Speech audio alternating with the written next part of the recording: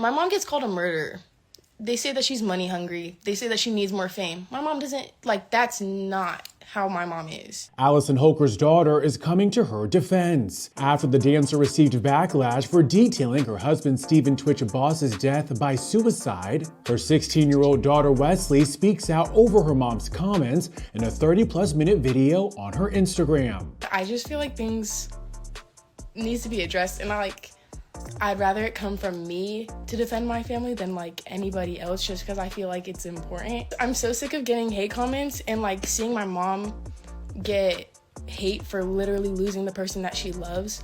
And I have siblings, this is their dad. And though Wesley says Stephen never legally adopted her, he was the person who raised her entire life. As she says, quote, "He never made me feel like anything besides his daughter. I think that speaks to who he was." After all, Wesley admits that she went to Stephen for, quote, "everything" after he entered her life when she was just 3 years old. He's the person I would cry to.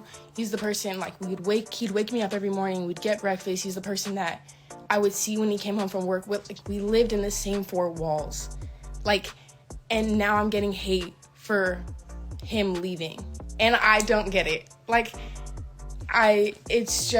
It's hurtful. While promoting her upcoming memoir, This Far, Allison discussed Stephen's alleged addiction in details from his personal journal entries, actions and accusations his family slammed her for sharing. For her part, Allison says she was trying to raise awareness to substance abuse and mental health issues, which Wesley agrees with. My mom gets called a murderer.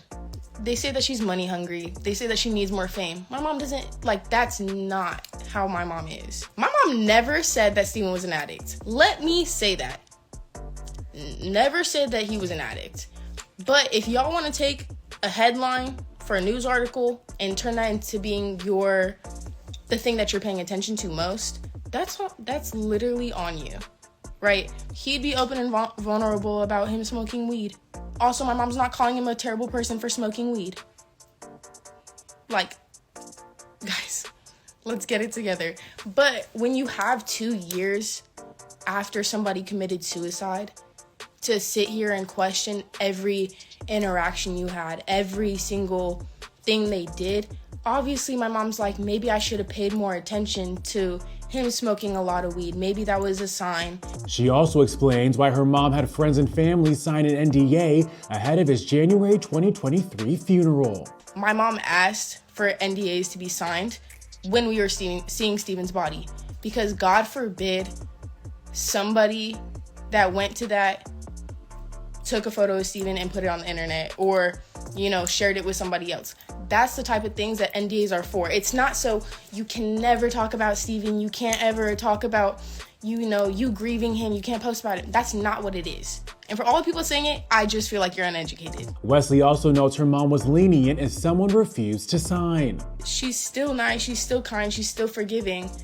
But you have to know, even when Stephen was alive, people that attended our events, they would have to sign NDAs, but now just because it's my mom handing the paper, y'all, it's different, And it's just annoying. It's just annoying. And as for her relationship with her stepdad's family, Wesley shares she decided to take a step away from them, but her siblings see them as often as possible, despite living in different states. I've slowly started to remove myself from, because they don't make me feel comfortable.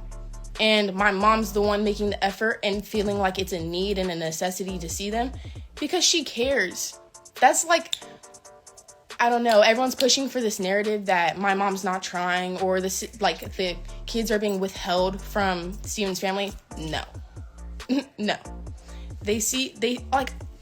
I've literally seen them more than when Stephen was alive.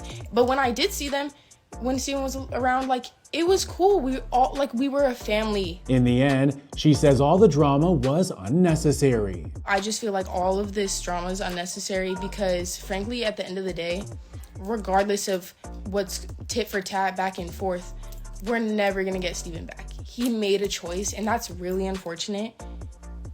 And, I'm going to think about it for the rest of my life.